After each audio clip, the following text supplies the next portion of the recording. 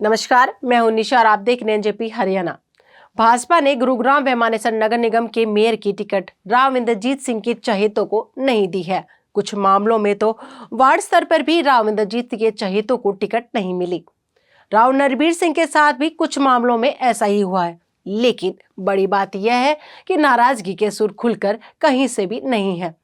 हाँ, अंदर खाने मानेसर में राव इंद्रजीत सिंह के अधिकांश समर्थक अभी भाजपा उम्मीदवार के साथ नजर नहीं आ रहे। गुरुग्राम में भी राव समर्थकों में चाव नहीं है। भाजपा नेतृत्व इस परिस्थिति से अनजान नहीं है। नेतृत्व को यह पता है कि मानेसर में राव इंद्रजीत सिंह का तटस्थ रहना भी नुकसान पहुंचा सकता है। इसलिए पार्टी ऐसी ठोस रणनीति पर आगे बढ़ रही है जिससे जीत में हर किसी का योगदान सुनिश्चित हो सके। इस रणनीति की झलक 19 फरवरी को जारी की गई चुनाव प्रबंधन समन्वय व प्रचार समिति की सूची को देखकर मिल जाती है। सूची का सार यह है कि भाजपा राव इंद्रजीत सिंह को किसी भी सूरत में रूठने नहीं देगी। गुरुग्राम व मानेसर में जीत की जिम्मेदारी राव इंद्रजीत सिंह के कंधों पर डालना इसी रणनीति का हिस्सा है। गुरुग्राम व मानेसर नगर निगम में भाजपा की यही खास रणनीति है।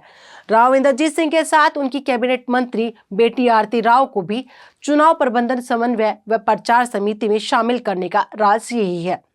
मोहनलाल बडोली के निर्देशानुसार 19 फरवरी को दोपहर बाद जो सूची जारी की गई उसमें समन्वय बनाने का ही प्रयास है।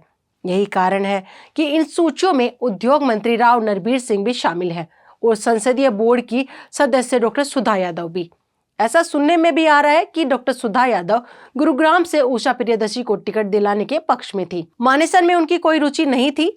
इसी तरह राव इंद्रजीत भी गुरुग्राम की मेयर सीट BC-A की महिला के लिए रिजर्व होने के बाद मूंछ की लड़ाई से दूर हो गए, परंतु मानेसर में अपने पुराने साथी जिला परिषद के पूर्व चेयरमैन रहे अभय सिंह यादव व कुछ अन्य नाम के लिए प्रयासरत रहे। राव नरबीर भी देवेंद्र यादव शिकोपुर को मेयर की टिकट दिलाना चाहते थे, लेकिन पार्टी ने यहाँ सुंदरलाल सरपंच का भरोसा किया।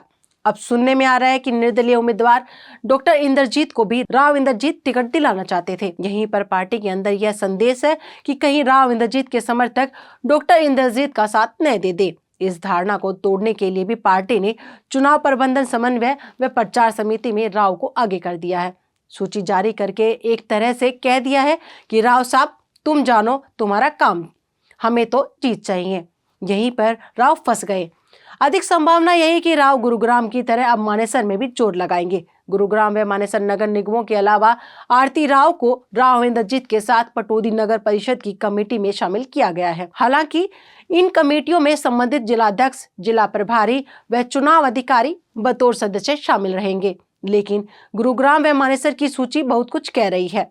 गुरुग्राम नगर निगम की सूची में राव इंद्रजीत, डॉक्टर सुधा यादव, राव नरबीर सिंह, आरती सिंह राव व विधायक मुकेश शर्मा और मानेसर की सूची में राव इंद्रजीत सिंह, डॉक्टर सुधा यादव, राव नरबीर सिंह व कुमारी आरती राव शामिल हैं। इसी तरह पटौदी नगर परिषद की सूची में राव इंद्रजीत सिंह, कुमारी आरती राव, विधायक विमला चौधरी और पूर्व विधायक सत्य प्रकाश जरावता को शामिल किया गया है। सोना नगर परिषद के उपचुनाव में गौरव गौतम और तेजपाल तंवर को जिम्मेदारी दी गई है। हम सीधे तौर पर यह कह सकते हैं कि पार्टी ने राव परिवार का गुरुग्राम में दबदबा मानते हुए उन्हीं के कंधों पर जीत का निशाना साधने की बंदूक रख दी है। निशाना चूका तो राव की पार्टी में विश्वसनीयता घटेगी और जीत हुई तो पार्टी कहेगी संगठन शक्ति की जीत हुई। आज के लिए बस इतना ही, फिर मिलेंगे किसी नई अपडेट के साथ। धन्यवाद।